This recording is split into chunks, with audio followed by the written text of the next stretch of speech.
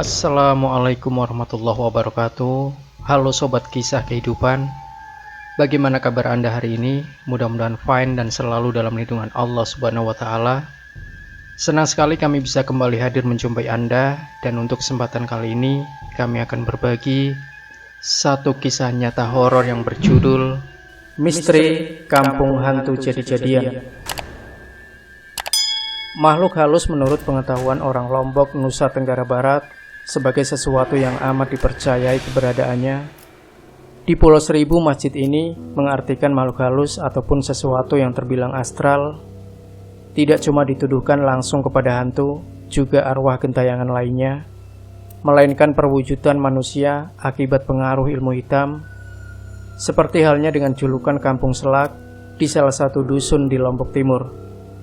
Disebut sebagai Kampung Selak ialah sebutan dari kampung hantu jadi-jadian, sebab sejarah kelamnya yang masih melekat sampai pada saat ini.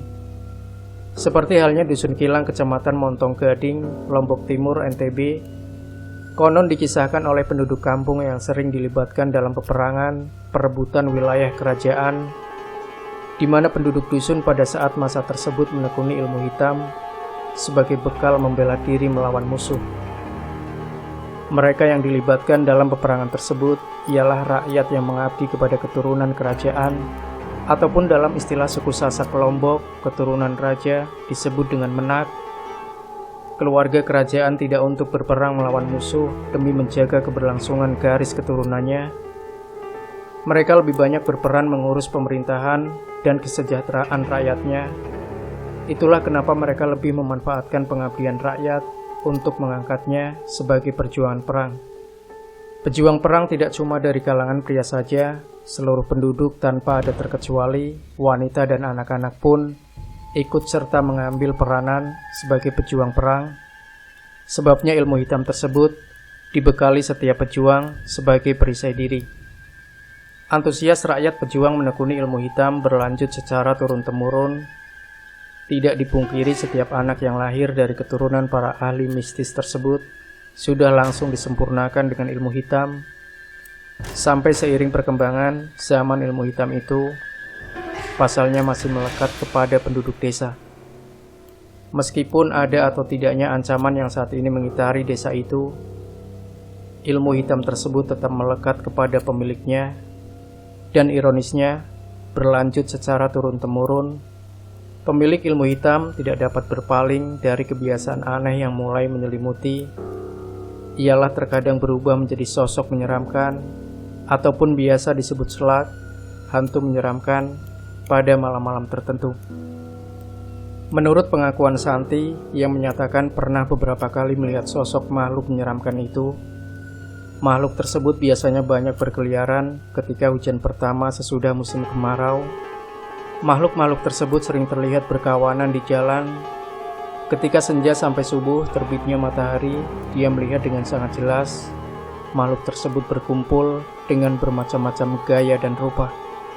Tertidur berbantal lengan dengan beralaskan rambutnya yang terurai panjang.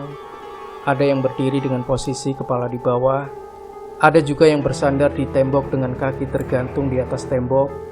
Makhluk itu tidak mengganggu, hanya senang menakuti saja dengan menampakkan dirinya. Jika orang yang takut itu dingin langkah kakinya, mungkin itu yang dirasakannya. Jadi kalau takut semakin ditakut-takuti, kata Santi. Tapi sejauh ini, menurut cerita yang berkembang di penduduk dusun itu, masih belum pernah ada korban sampai meninggal dunia oleh makhluk jadi-jadian tersebut.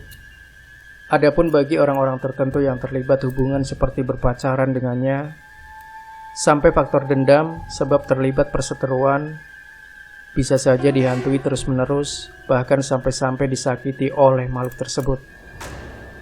Tokoh masyarakat setempat, Syahbul pun menyatakan kalau ilmu hitam yang seakan menjadi kutukan itu, bagi pemegangnya nyaris tidak bisa untuk dihilangkan. Pasalnya cuma kematian yang dapat menghentikan kutukannya, di mana keberlangsungan ilmu hitam akan terus-menerus mengalir melalui hubungan pernikahan, kemudian kelahiran anak cucu, serta seterusnya. Bagaimana tidak, misalnya saja calon istrinya itu dari keturunan Selak, maka sesudah menikah nanti, istri menjadikan suaminya sebagai tumbal ataupun calon selak berikutnya, itu telah jadi perjanjiannya dengan jin untuk melanjutkan penerusnya, ucap Syahbul. Lanjut Syahbul, padahal prosesi untuk menjadikan selak membutuhkan ritual khusus. Calon selak harus direbahkan telentang, kemudian dilangkahi sebanyak 7 kali, dengan catatan calon selak selama proses ritual tersebut tidak boleh mengangkat anggota badannya sedikit pun dari lantai. Proses ritual tersebut menurut sepengetahuan Syahbul amat menyakitkan bagi sang calon. Seluruh badannya akan terasa sakit sebelum akhirnya sempurna menjadi selak. Seolah pilihannya antara mati atau jadi selak. Jika dia tidak tahan sakit, bisa saja dijadikan selak, akan meninggal dunia ketika proses penyempurnaannya, ucap Syahbul. Begitupun saat ajal para pemilik ilmu hitam selak ini, kematian yang amat sulit membayangkannya, pernah beberapa kali terjadi ketika mereka diambang kematian. Lidahnya harus dapat menyentuh lantai, baru nafasnya bisa berhenti. Kalau tidak, kematian itu akan tetap dirasakannya dengan kesakitan. Tidak banyak orang yang dapat mengenali tanda-tanda orang pengelut ilmu hitam itu, semenjak pembauran warga pendatang mulai tinggal dan menetap.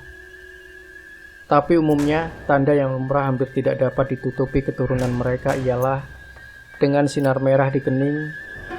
Sinar merah tersebut biasanya akan muncul ketika terbitnya matahari sampai menjelang siang. Namun tidak perlu merasa takut ataupun khawatir.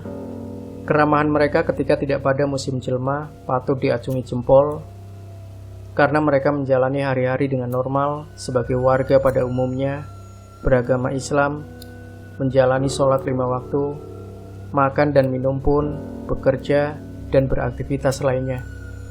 Cuma saja keanehan mereka biasanya akan kelihatan jika ada warga dari lingkungan dusun itu yang meninggal. Para perasuk ilmu hitam selak ini bakal berkumpul untuk mencari aliran air dari sisa pemandian orang yang meninggal, ataupun yang biasa mereka sebut dengan sangkep. Tidak untuk mengganggu, tapi pertemuan tersebut untuk menghormati orang yang meninggal, juga untuk menambah kesaktian ilmu hitamnya. Keberadaan makhluk jadi-jadian ini memang telah tidak asing lagi bagi masyarakat setempat, tapi sekaligus beberapa hari kalau berkunjung ke kampung ini, tidak akan kelihatan adanya makhluk-makhluk itu, dan sulit juga untuk membedakan pemegang ilmu hitam itu di antara mulai ramainya penduduk. Akhir-akhir ini saja, menurut kabarnya yang berkembang, selak akan menampakkan diri di tempat-tempat tertentu. Demikian Sobat Kisah Kehidupan. Jangan lupa berikan komentar Anda, like dan share video ini, subscribe channel Kisah Kehidupan, dan nantikan kembali kisah-kisah terbaru dari kami selanjutnya. Sampai jumpa. Wassalamualaikum warahmatullahi wabarakatuh.